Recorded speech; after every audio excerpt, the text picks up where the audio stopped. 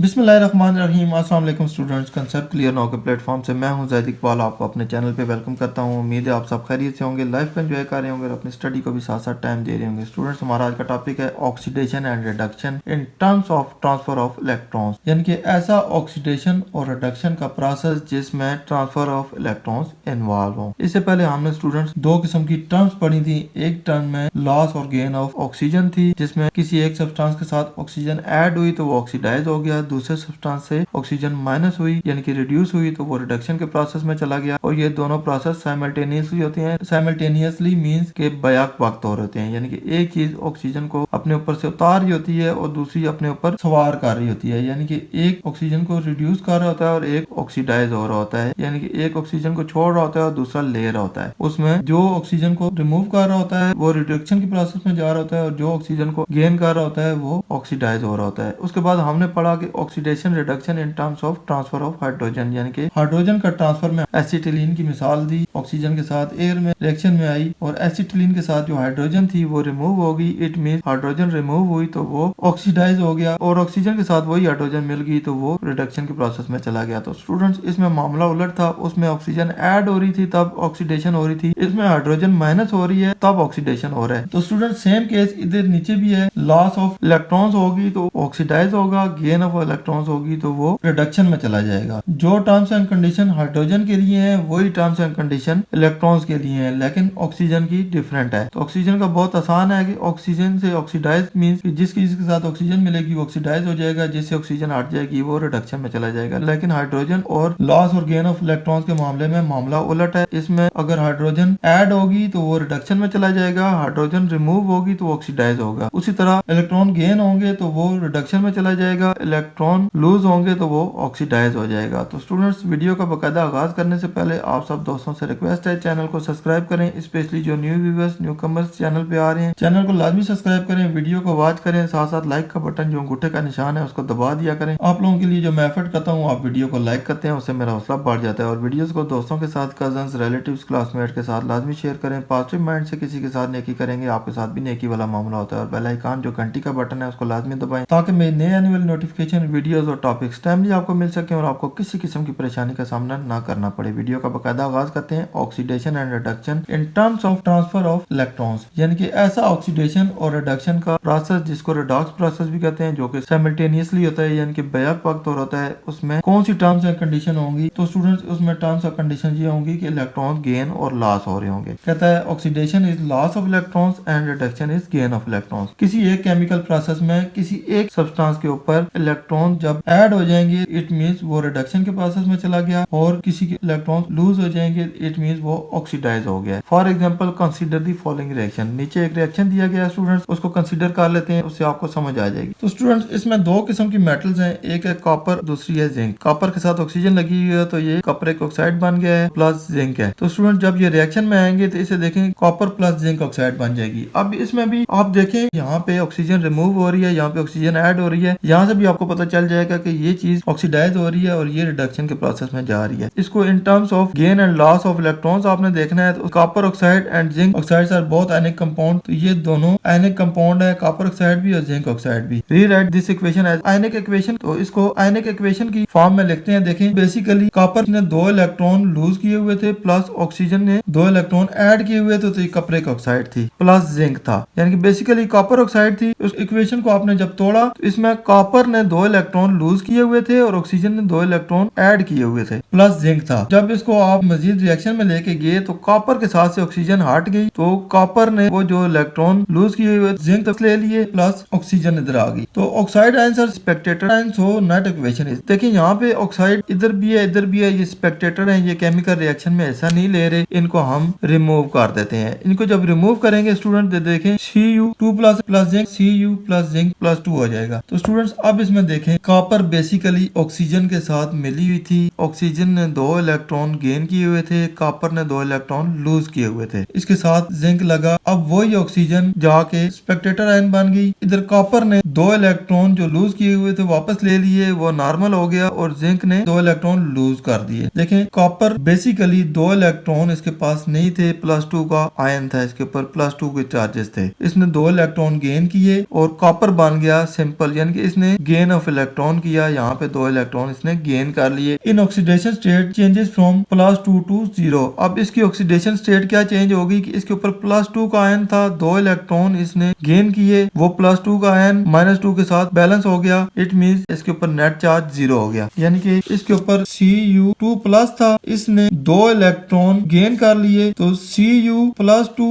-2 हो गया, यानी कि Cu बैलेंस हो गया। अब इसके साथ कोई चार्ज नहीं रहा, यानी कि ये स्टेबल हो गया या न्यूट्रल हो गया, तो इसका चार्ज 0 हो गया। +2 इसके पहले था, -2 इसने 2 इलेक्ट्रॉन ऐड कर लिए। इट मींस जब इलेक्ट्रॉन ऐड करेगा तो रिडक्शन में चला जाएगा, इसकी ऑक्सीडेशन स्टेट चेंज हो गई, ये रिडक्शन के प्रोसेस में चला गया। सो Cu2+ आर अंडरगोइंग रिडक्शन, यानी कि Cu के ऊपर जो 2+2 के आयन थे, -2 के आयन इसको मिल गए, न्यूट्रल हो गया, 0 हो गया, तो ये रिडक्शन के प्रोसेस में जा रहा है। The oxidation number of zinc is increasing from 0 to +2। Zinc basically शुरू में 0 पे था, न्यूट्रल था, लेकिन अब इसने 2 इलेक्ट्रॉन इस कॉपर को दे दिए हैं। इट मीन इसने 2 इलेक्ट्रॉन लूज कर लिए। जब लूज करेगा तो इसके ऊपर +2 का चार्ज आ जाएगा। जब इलेक्ट्रॉन लूज करेगा तो इट मीन ये ऑक्सीडाइज हो गया है, इंक्रीजिंग फ्रॉम 0 टू +2, यानी कि इसकी जो ऑक्सीडेशन स्टेट है पहले 0 थी, अब 2 इलेक्ट्रॉन इसने लूज कर दिए हैं। इलेक्ट्रॉन लूज करेगा तो ये ऑक्सीडाइज हो जाएगा। So zinc is losing 2 electrons and undergoing oxidation. Zinc ने 2 इलेक्ट्रॉन लूज किए तो इसके अंदर ऑक्सीडेशन का प्रोसेस हो गया। तो स्टूडेंट्स इक्वेशन समझ लें एक दफा दोबारा कि बेसिकली कॉपरिक ऑक्साइड था, कॉपर और ऑक्सीजन को हमने अलग कर दिया, कॉपर के ऊपर +2 चार्ज थे, ऑक्सीजन के ऊपर -2 चार्ज था, प्लस जिंक न्यूट्रल था। जब इक्वेशन में आए तो कॉपर न्यूट्रल हो गया और जिंक के ऊपर +2 चार्ज आ गया, क्योंकि जिंक ने अपने 2 इलेक्ट्रॉन कॉपर को दे दिए, कॉपर के पास +2 आयन थे, अब -2 भी साथ लगे, 0 हो गया। इट मीन ये रिडक्शन के प्रोसेस में चला गया। इधर जिंक था, ये न्यूट्रल था पहले, अब 2 इलेक्ट्रॉन इसने कॉपर को दे दिए हैं तो +2 का चार्ज आ गया है, तो ये ऑक्सीडेशन के प्रोसेस में चला गया है। ऑक्सीजन के दोनों आयन उसी तरह पड़े हुए हैं, यानी कि स्पेक्टेटर आयन है, इनको आप हटा देंगे तो पीछे ये इक्वेशन बच जाएगी कि कॉपर इनिशियली +2 चार्ज के साथ था और जिंक न्यूट्रल था, अब कॉपर न्यूट्रल हो गया और जिंक +2 चार्ज के साथ हो गया है। इट मींस इसने इलेक्ट्रॉन गेन किए हैं और इसने इलेक्ट्रॉन लूज किए हैं। जो इलेक्ट्रॉन गेन करता है वो रिडक्शन के प्रोसेस में चला जाता है और जो इलेक्ट्रॉन लूज करता है वो ऑक्सीडेशन के प्रोसेस में चला जाता है। तो oxidation is defined as the loss of hydrogen, gain of oxygen और लॉस ऑफ इलेक्ट्रॉन्स। तो ऑक्सीडेशन को आप ऐसे भी डिफाइन कर सकते हैं कि लॉस ऑफ हाइड्रोजन होती है, लॉस ऑफ इलेक्ट्रॉन्स होती है और गेन ऑफ ऑक्सीजन होती है। ये तीनों चीजें इसमें आ सकती हैं, ये भी एक MCQ का क्वेश्चन है। और रिडक्शन को आप ऐसे डिफाइन कर सकते हैं कि ये गेन ऑफ हाइड्रोजन होती है, गेन ऑफ इलेक्ट्रॉन होती है और लॉस ऑफ ऑक्सीजन होती है। तो स्टूडेंट्स ये था हमारा आज का टॉपिक, जिसमें हमने oxidation and reduction in terms of transfer of electrons के बारे में पढ़ा। उम्मीद है आपके सारे कंसेप्ट क्लियर हो गए होंगे, बहुत कुछ सीखने को मिला होगा। वीडियो पसंद आए इसको लाइक दोस्तों के साथ शेयर करें और जाहिद इकबाल को दुआओं में याद रखें। इंशाल्लाह नेक्स्ट इन्फॉर्मेटिव वीडियो के साथ जल्दी आपकी खिदमत में हाजिर होऊंगा। तब तक इजाजत दीजिए, अल्लाह हाफिज।